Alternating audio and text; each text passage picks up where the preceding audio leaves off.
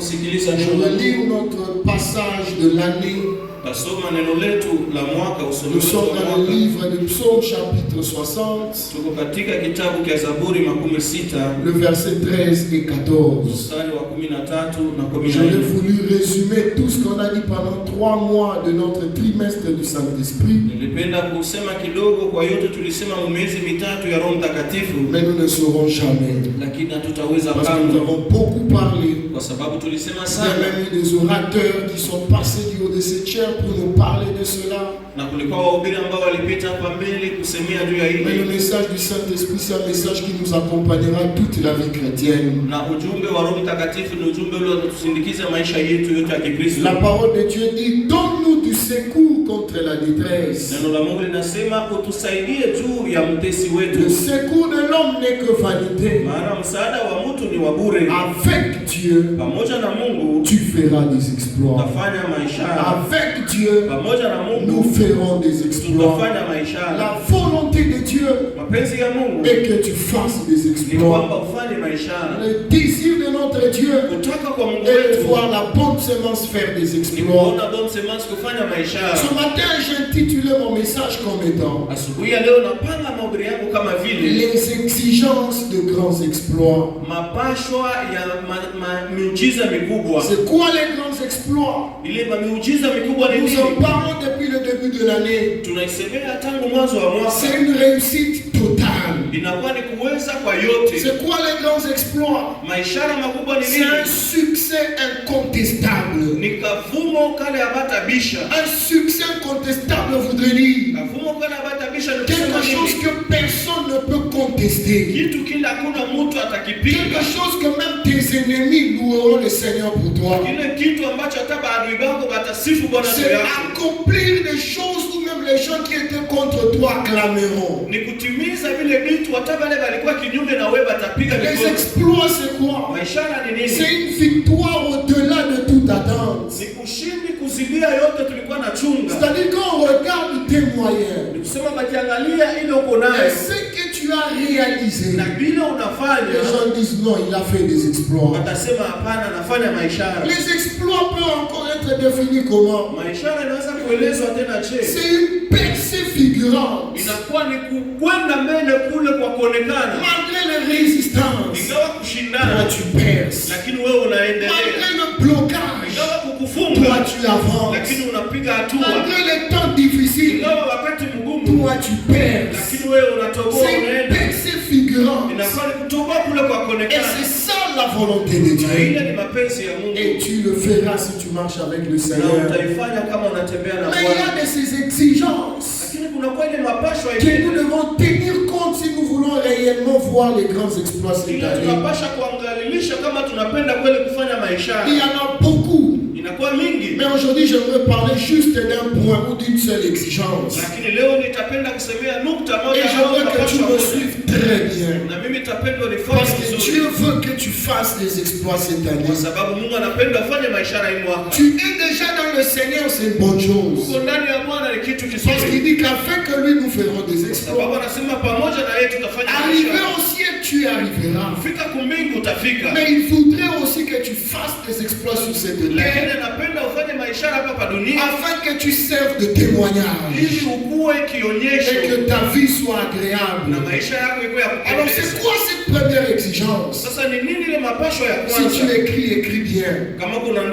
C'est avoir une vision. Amen. Pose la question à ton frère, est-ce que tu as une vision? Amen, amen. C'est avoir une vision. La vision est la première exigence pour faire les exploits avec Dieu. Parce que si tu dis oui, cette année avec Dieu je ferai des exploits, dans quel domaine tu feras des exploits? Où est-ce que tu veux faire des exploits? Tu ne peux pas entraîner Dieu dans tout ce que tu peux faire dans la vie. Tu ne réussiras que dans le domaine où Dieu t'attend. Voilà pourquoi tu as besoin d'avoir une vision. Comment pouvons-nous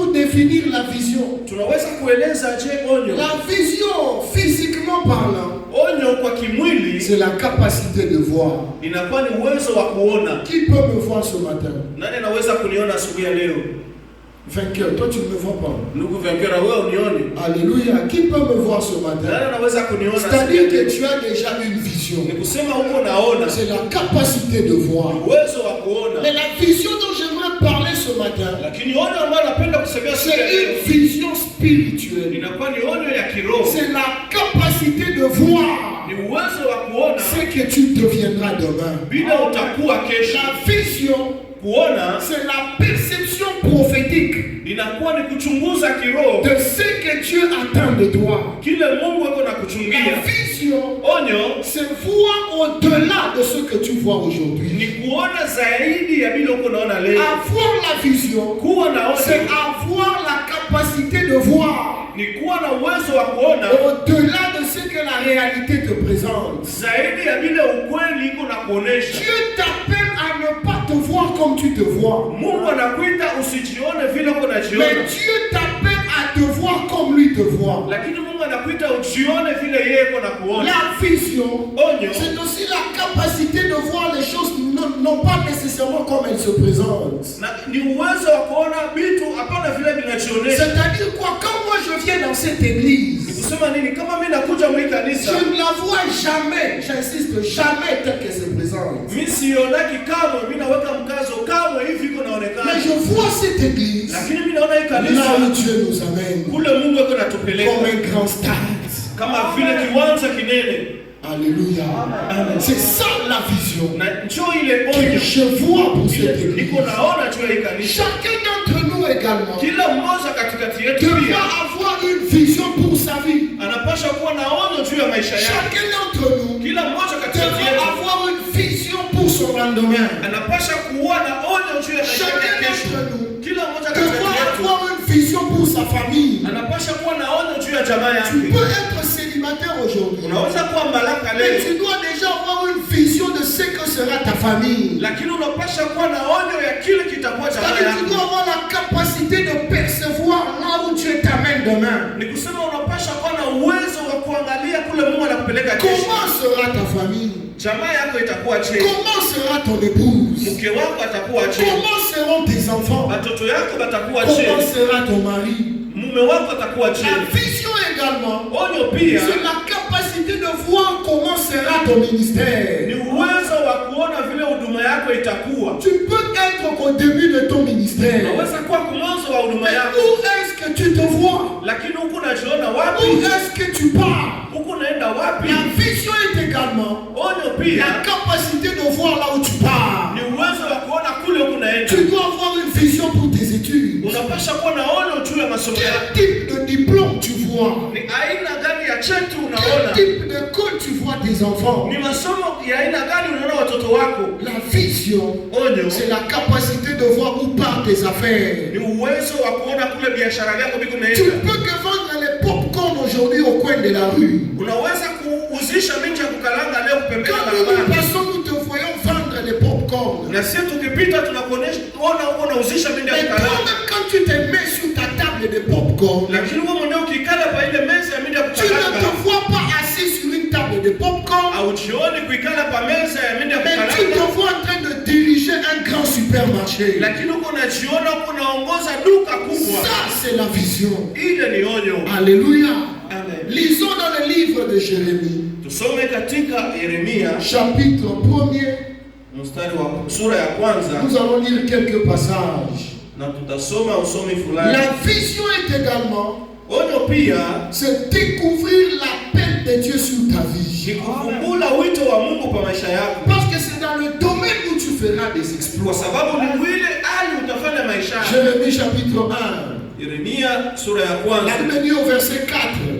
La parole de l'Éternel me fut adressée en ce mot. Neno la Bwana likakuja kwangu kusema, avant même que je ne puisse te former dans le ventre de ta mère, nilipokuwa sijakuumba bado katika tumbo, Dieu dit je te connaissais. Mungu anasema nilikujua. C'est-à-dire il avait déjà une vision sur Jérémie. Nikusema alikuwa na onyo juu ya Yeremia. C'est pour dire que même toi aussi avant que tu ne puisses venir au monde, nikusema na wewe pia kabla hujakuja dunia, Dieu te connaissait déjà. Mungu alikujua. C'est là même le psalmiste dit, ni pale mwandika Zaburi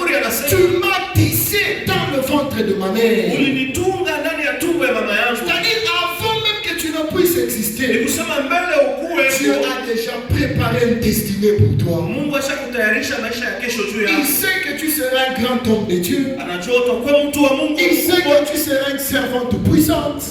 Anajua utakuwa kijakazi Il wa sait uwezo. que tu seras un puissant politicien. Anajua utakuwa mtu wa siasa Il mkubwa. sait que tu seras un grand enseignant. Anajua utakuwa mwalimu Il mkubwa. sait que tu seras un grand homme d'affaires. Anajua utakuwa mtu wa biashara Dieu mkubwa. a déjà planifié quelque chose. Mungu ashapanga kitu fulani. D'où la vision devient également Ole ya Mungu pia la capacité de découvrir l'appel de Dieu sur sa vie. ni uwezo wa kufungula wito wa Mungu kwa maisha Je ne sais yako. pas si je parle à quelqu'un. Sijui kama niko Il dit, nasema na mtu. avant que je t'ai formé dans le ventre de ta mère, je te connaissais. Asema mbele sijakutunga katika tumbo la mama yako Avant nilikujua. que tu ne sois sorti de son sein, Mbele haujatoka tumboni mwake. il dit, je t'avais consacré.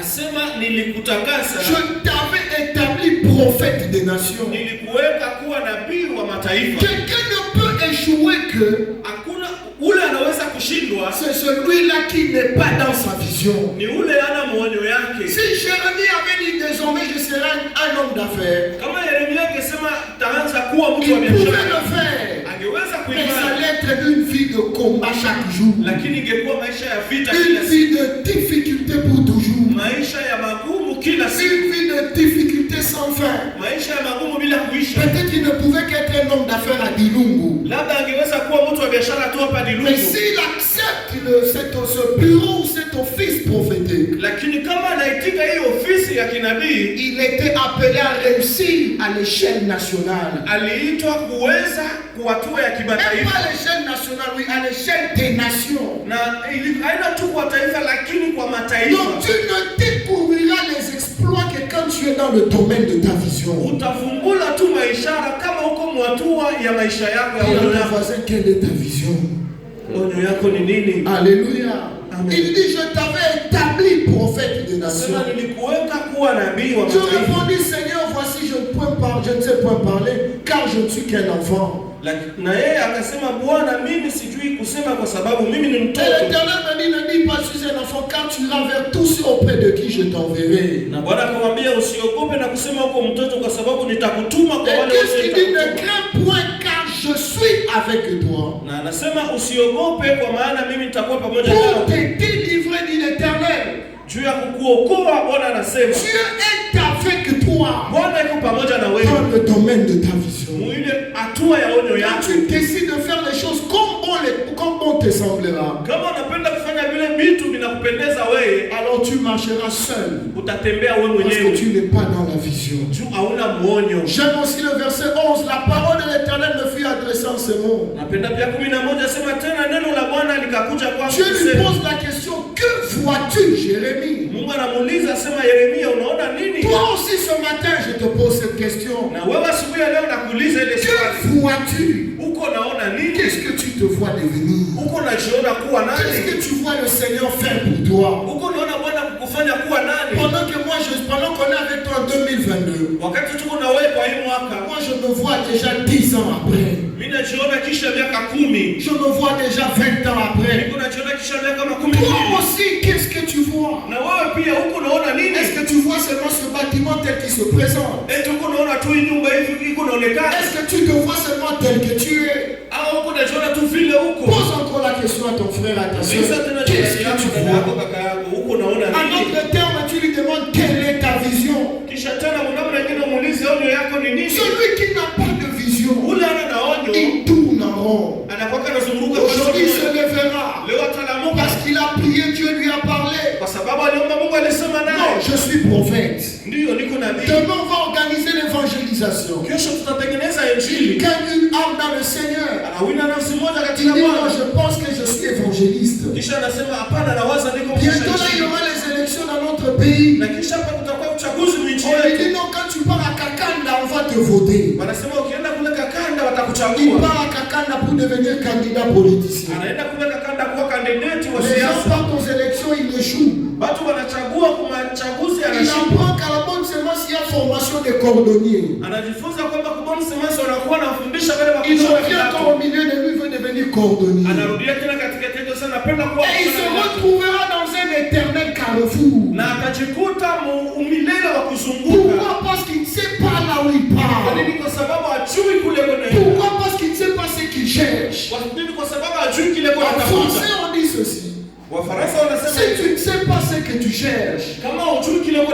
Tu ne sauras même pas quand tu auras trouvé la chose. Alléluia. Qu'est-ce que tu vois? Jérémie dit, je vois un amandier. L'Éternel me dit, tu as bien vu. Tu dois avoir la connaissance de ta vision. Ne t'attends pas. Il y a un homme qui ne pouvait pas voir dans la Bible. Le Seigneur prie pour lui. Il lui pose la question, qu'est-ce que tu vois? Il dit, je vois des hommes comme des arbres. Si toi aussi ta vision n'est pas claire, entre en prière que le Seigneur te le montre. Voilà pourquoi le Seigneur a prié pour lui. Et cette fois-là, il avait très bien vu. Nous sommes déjà fin juin. Alléluia. C'est-à-dire nous traversons déjà la moitié de l'année. Quelle est ta vision pour cette année? Voilà pourquoi je vous avais fait écrire au début de cette année. Mais quand vous regardez les requêtes ou les visions ou les projets que nous avons écrits, c'est facile de comprendre que beaucoup n'ont pas de vision pour leur vie. Alléluia. Raison pour laquelle tu dois avoir la connaissance de ta vision. La connaissance de ta vision te permettra de capitaliser ton énergie. Tu ne vas pas dépenser ton énergie en tout. Mais tu chercheras à capitaliser ton énergie. Quand moi je monte du haut de la chaîne, je capitalise mon énergie en ces lieux. Parfois quand on termine le culte, les gens me disent, mais pasteur, aujourd'hui vous avez prêché. Mais est-ce que vous avez encore de l'énergie? Je n'en ai pas besoin à l'extérieur. J'utilise mon énergie du haut de la chair. Parce que c'est le lieu où j'exerce pour l'accomplissement de ma vision. Je capitalise mon énergie dans la prière. Je capitalise mon énergie dans les études bibliques. Je ne peux pas tout lire. Je ne peux pas tout écouter. Ça peut être édifiant, mais ça ne va pas m'aider dans l'accomplissement de la vision. Un jour, quelqu'un m'a apporté des livres. Ces livres-là parlaient de bambou. Vous connaissez les bambous? Il me dit ça aide à planter et à faire croître les bambous. J'en ai toute une série. J'ai dit entre nous vraiment, je vais acheter des livres de bambou pour m'amener où? Il faut chercher, je ne sais pas, les fermiers, les jardiniers. Même si c'est moins cher, je préfère acheter quelque chose qui coûte plus cher, mais qui cadre avec ma vision. Voilà pourquoi la vision ou la connaissance de ta vision t'aidera à capitaliser tes ressources financières. Tu ne mettras pas ton argent dans n'importe quoi. Il y a des gens quand ils ont l'argent, quand il arrive, je ne sais pas, au marché ou dans un magasin, il achète tout ce qui se présente devant lui. Parce qu'il manque de vision. Il ne sait pas quoi acheter, quand acheter, comment acheter. Mais quand tu as la connaissance de ta vision, même ton argent, même si c'est peu, ça sera très utile. La vision ou la connaissance de ta vision te permettra même de choisir les amis. Tu ne marcheras plus avec tout le monde. La famille, on ne la choisit pas. La nationalité, on ne la choisit pas. Dieu nous la donne dans sa souveraineté. Mais les amis, nous avons le pouvoir de choisir. Nous sommes tous des frères et sœurs dans une même église. Mais tu n'es pas obligé d'être ami de tout le monde. Alléluia. Les médecins pour réussir dans leur domaine, ils ont besoin de la propriété. Les mécaniciens pour réussir dans leur domaine, ils doivent être très sales. Parce qu'ils doivent entrer sous les véhicules, toucher par-ci par-là. Et quand ils sont sales, ils gagnent de l'argent. Mais le médecin, quand ils sont propres, il aura encore beaucoup de patients. Il gagnera l'argent. Alors comment les deux peuvent être de grands amis? Le médecin cherchera à dire au mécanicien que tes mains sont sales. Alors il est en train de détruire sa vision. Donc attache-toi à ceux-là qui peuvent te propulser dans l'accomplissement de ta vision. Associe-toi avec ceux-là qui vont te motiver dans l'accomplissement de ta vision. Élargis l'espace de ta danse. Et j'aime la suite qui dit qu'on déploie tes cordages. Quand tu marches avec quelqu'un qui a la même vision que toi, surtout s'il a quand tu marches avec celui qui a la même vision, surtout s'il a un pas d'avance que toi, il va déployer tes cordages. Il va t'appeler à l'excellence. Il va t'appeler à faire encore davantage. Voilà pourquoi la connaissance de ta vision t'aidera à aller loin. Regardez quand Saül rencontre le prophète Samuel. En descendant, Samuel lui dit: tu rencontreras une troupe de prophètes. Et tu prophétiseras comme eux. C'est-à-dire que la compagnie peut soit t'aider à aller de l'avant. Mais même la Bible reconnaît que la mauvaise compagnie corrompt les bonnes mœurs. La connaissance de ta vision te permettra de capitaliser le matériel qu'il faut. Tu chercheras ce qu'il te faut. Tu connaîtras ce qu'il te faut. J'ai vu quelqu'un aller en Tanzanie. Il a acheté des histoires là métalliques. Il a acheté des cintres pour les costumes. Quand j'ai vu ça, il a acheté des histoires là un peu compliquées. Je lui ai dit: mais comment tu peux quitter le pays pour acheter ce genre d'histoire? Il m'a dit: attendez parce que vous allez voir ce que je veux faire. Et quand il devait commencer ses activités, il m'appelle dans un local. Et j'ai vu, il avait déjà attaché ces histoires là métalliques. C'était pour placer les habits. C'était pour placer les chaussures. Vous voyez, il a voyagé, il n'a pas acheté n'importe quoi. Lui, il avait une vision d'une boutique. Et il a su quoi acheter pour l'accomplissement de sa vision.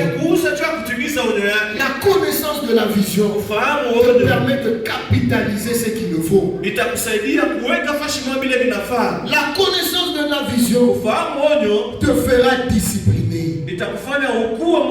Voilà pourquoi je veux lire Proverbe chapitre 29, le verset 18. Alléluia. Est-ce que quelqu'un est béni ce matin? Proverbe 29, 18. La Bible dit: quand il n'y a pas de révélation, le peuple est sans frein. Quand tu n'as pas de vision, tu t'embarqueras sur n'importe quel chemin. Et tu vas accélérer. Et tu te retrouveras déjà perdu. Mais celui qui a la vision, on peut te donner un véhicule aujourd'hui. On te dit roule. Mais tu vas rouler jusqu'où? Parce que toi-même tu ne sais pas là où tu pars. Mais si tu sais que tu pars à Lubumbashi, même si en cours de route il y a des embouteillages, on te dit de faire un peu de détour. Tu peux te retrouver sur la route de Lwilu. Mais si tu as la vision de Lubumbashi, tu chercheras les voies et moyens pour t'arrêter un chemin de Lubumbashi. Utatafuta namna ya kusimama na kutafuta njia ya kwenda Lubumbashi. Voilà pourquoi c'est lui qui a la vision. Ndio kwa maana ule kuna parfois il s'arrête. Wakati mwingine Il anasimama. peut demander est-ce que je suis sur le chemin. Tu as kuuliza eti niko munjia. Mais celui qui n'a pas de vision, Lakini ule ana na onyo. il aime la sans frein, il part. Anakuwa anaenda bila kusimama. Voilà pourquoi la vision te disciplinera. Ndio kwa maana ile onyo itakuweka mnamna ya kutembea. Un homme de vision a la discipline. Mtu wa onyo anakuwa mtu wa Une femme de vision kutembea. a la discipline. Mwanamke wa onyo ni ule anachua Ce kisha ne sont kutembea. pas toutes les alternatives dans la vie qu'il faut embrasser. Haina tu mabitu vyote mumaisha unapasha Il y kuchagua. a certaines propositions, il faut dire non. Kuna kwa ile maneno mengine unakuambia unapasha Parce kukataa. que ça ne cadre pas avec ta vision. Kwa sababu ya mbatani na onyo yako. Alléluia. Cet homme de Néhémie dans la Bible, Napenda mtu wa Nehemia katika il se Biblia. lève dans Néhémie chapitre 6 à partir du premier verset. Katika Nehemia sura ya 6 mstari wa pili. Il part construire la muraille de Jérusalem. Anaenda kujenga ule ukuta wa Yerusalemu. Pendant qu'il était sur le point de terminer, Na wakati alikuwa anapenda kumaliza, les anciens amis sont venus le voir. marafiki wake wa zamani wanakuja On lui dit, kumwona. tu dépenses ton temps, ton énergie et tes moyens. Asema huku unaribisha wakati wako, nguvu yako na namna yako. Allons pour un moment de détente dans nos villages. Uende kwa wakati mmoja ya kujifurahisha. La Bible dit qu'ils ont dit ça pour la première fois. Biblia inasema walimwambia ile mara ya Ils kwanza, l'ont dit pour la deuxième fois. wakamwambia mara ya Ils pili, l'ont dit pour la quatrième fois. wakamwambia mara ya nne, Ils l'ont dit pour la cinquième fois. wakamwambia hata mara ya Et il tano. a dit, Alisema j'ai un ouvrage à achever. niko na kazi ya Je kumaliza. ne peux pas embrasser toute alternative. Hauwezi kuchukua tu vyote Si vinakuja mbele vous yako. voulez aller au village, allez au village. Kama unapenda kwenda kumgini, mwende Moi, j'ai un mashine. travail à faire. Mimi niko na kazi ya Quand tu kufanya. as aussi une vision,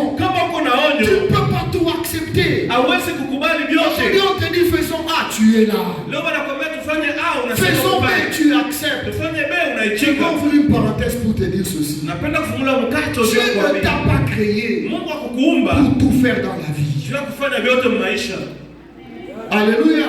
Amen. Dieu ne t'a pas créé Mungu pour akukuumba tout faire dans la sio vie. kufanya vyote Il y a maisha. des choses, il faut dire non. Kuko vitu unapaswa kusema Même si hapana. c'est une belle proposition. Hata kama inakuwa neno mzuri, Mais si ça ne cadre pas avec ta vision, lakini kama yambatani na onyo yako, apprends à dire non. jifunze kusema Tu sais, hapana. le combat du diable dans ta vie, Unaona vita ya shetani maisha ce yako. n'est pas seulement de combattre ta personne, Anatu kukukombanisha wewe, mais c'est de combattre ta vision. lakini ni kukombanisha onyo yako. Parce qu'il sait que quand tu réussis dans ta vision, Kwa sababu anajua ukiweza onyo yako, tu feras des exploits. utafanya maisha. Alors qu'est-ce qu'il fera? Sasa atafanya Il nini? te proposera d'autres alternatives Atakuonesha vitu vingine vya kufanya. pour que tu réussisses là-bas. Tu uweze kule, Et quand toi tu auras réussi petitement, na wewe pale utaweza kidogo, tu diras au moins quand même. utasema hapa Mais tu ne sais pas que Dieu t'attend au niveau des nations. lakini haujui Mungu ana kuchunga hatua ya Tu ne sais mataifa. pas que Dieu t'attend encore beaucoup plus grand. Haujui kama Mungu anakuchunga mkubwa zaidi. Voilà pourquoi la vision Ndio kwa maana onyo doit te discipliner. inapasha kukupashia namna ya La kuongoza. vision Onyo t'imposera même un style de vie. itakupashia namna ya kuishi. Amen, amen. Amen. La vision Onyo t'imposera comment parler. itakupashia namna ya kusema. La vision Onyo t'imposera même comment t'habiller. itakupashia namna ya kuvaa. Vous verrez les militaires, ils ont leur tenue. Utaona kwamba wanajeshi wanakuwa na mango yao. Moi, je ne peux pas porter ça. Mimi siwezi kuivaa. Alléluia. Je dis toujours aux frères, Nasemaka tu na bandugu, quand ils doivent modérer, quand ils doivent prêcher, wakati wanapenda kuongoza au je kuhubiri, leur dis d'être bien présentable. nawaambiaka bavae vizuri. Ont besoin d'avoir un costume. Ya lazima kuwa na koti, Mais plusieurs se plaignent. lakini wengine wanakuwa na Ah, nung'unika. parce que nous ne sommes pas habitués. Oh, mchungaji atuzoee. Je dis oui, tu n'es pas habitué. Sema ndio Mais uzoee. moi aussi, ce n'est pas que j'aime les vestes et les cravates. Hata na mimi haina sema mimi napendaka kuvala makoti. Mais la vision m'impose. Lakini onyo inanipa Imaginez, je viens ici en culotte, un vareuse écrit derrière Ronaldo Messi. Inawezekana nipende kuja hapa na vares na kaputula wameshaandika Ronaldo au Messi Avec les bottines aux pieds. na magotini Mais je kumikuu, serai un scandale pour vous tous. lakini itakuwa mshangao kwa wote. Mais quand eux-mêmes les portent dans le stade, Lakini wao ndio wakivaa ule c'est par mfano rapport à leur vision. ni kuambatana na onyo Ils yao. veulent devenir des joueurs de footballeurs professionnels. Wanapenda kuwa wateza mpira wale wa Et ils kushindana. gagnent leur vie avec cette tenue-là. Na beko na wina maisha yao na ile nguo. Et toi et moi, quand nous montons à la chair, Lakini wana mimi tukipanda hapa la mashambani, vision nous impose un habit. Onyo yetu inatupa mapasha ya kuvaa. Dis à ton voisin, la vision doit te discipliner. Amen. J'écrivais à la jeunesse dans le groupe, je leur ai dit ceci, c'était vendredi. J'ai dit, un chrétien ne mange pas tous les jours. Amen, amen. Tu peux accepter ou ne pas accepter, c'est ça. Tu ne peux pas lundi, tu manges. Mardi, tu manges. Mercredi, tu manges. Jeudi, vendredi, samedi, dimanche. Encore lundi, tu manges. Tu es un chrétien brillant. Moi aussi de temps en temps jeûner. Tu ne peux pas avoir un ministère qui explose quand tu ne sais pas faire des sacrifices de jeûne. Dis encore à ton voisin, chrétien ne mange pas tous les jours. Alors le diable parfois mettra une bonne nourriture sous ta table. C'est une alternative. Et toi quand tu manges, tu vas bien sentir dans la bouche. Le corps sera bien. Mais la vision, tu risques de vendre ta vision à cause d'un morceau de foufou. Lisons ce passage d'écriture, 1 Corinthiens chapitre 9.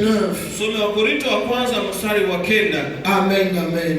Quelqu'un est béni ce matin. 1 Corinthiens chapitre 9. Le verset 22.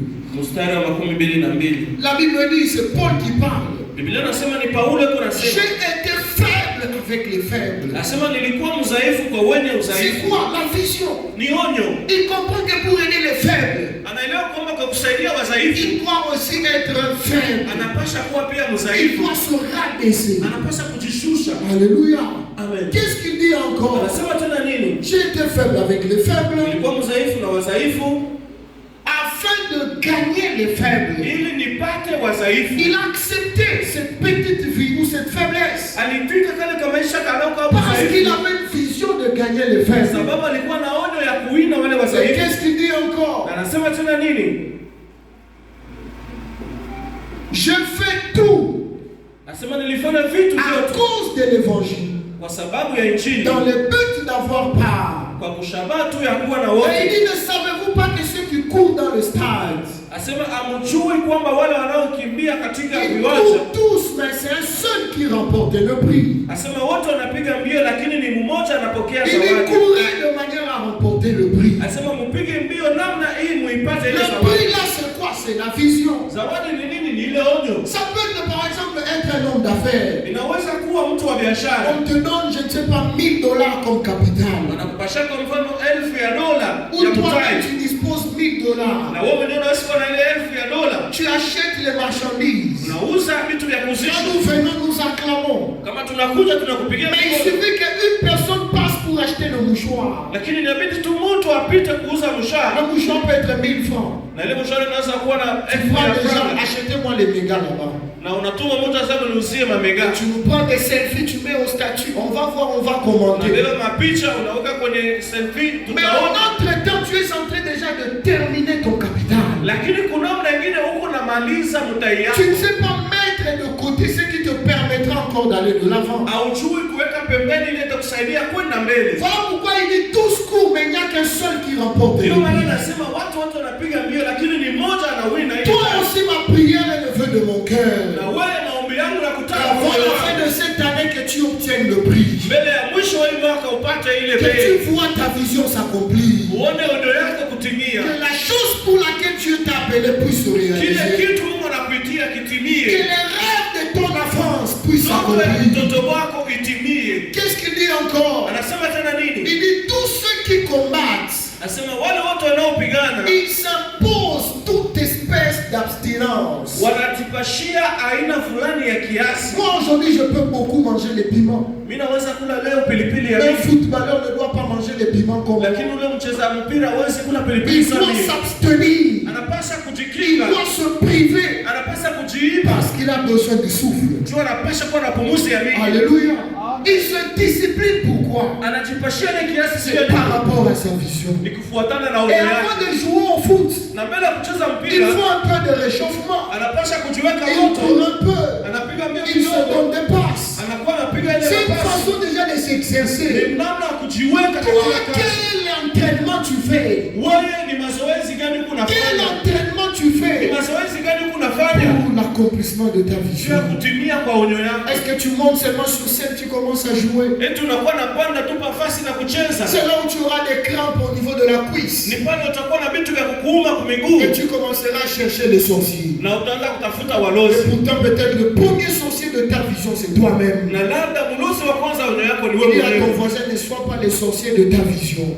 Ne sois pas le sorcier de ta vision. Parce que Dieu nous a tous créés avec un objectif. Il n'y a personne qui est venu au monde pour rien.